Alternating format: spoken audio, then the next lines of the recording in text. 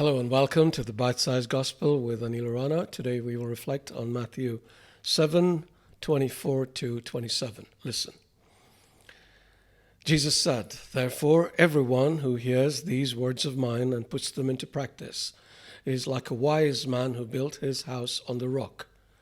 The rain came down, the streams rose, and the winds beat and blew against that house, yet it did not fall because it had its foundation on the rock.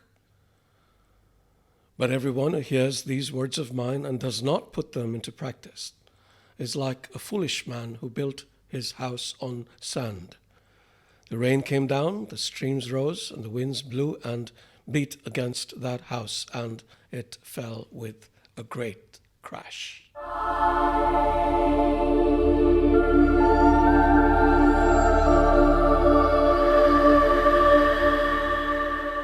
Do you know the story of the three little pigs? Three little pigs built houses for themselves. One built it using straw, another built it using sticks, and the third built it using bricks.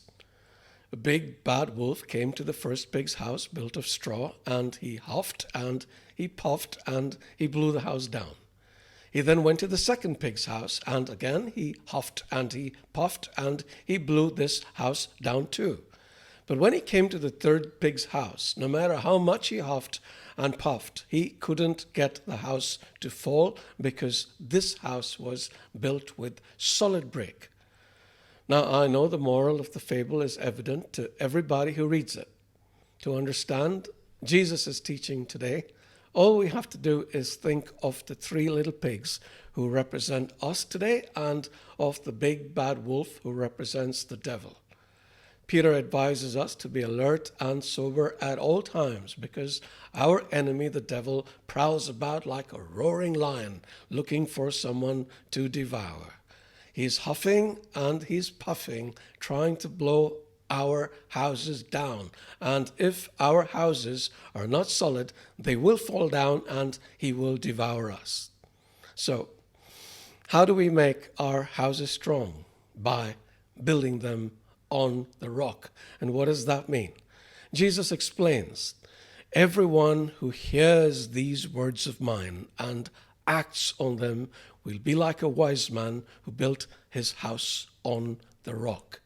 Listening to and obeying God's word is building our houses on rock. James expounds, "Do not merely listen to the word," he says, "and so deceive yourselves. Do what it says.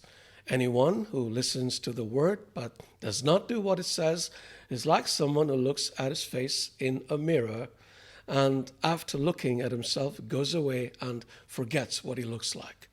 But whoever looks intently into the perfect law that gives freedom and continues in it, not forgetting what they've heard but doing it, they will be blessed in what they do." The wolf is at the door. How strong is your house? May the Spirit be with you.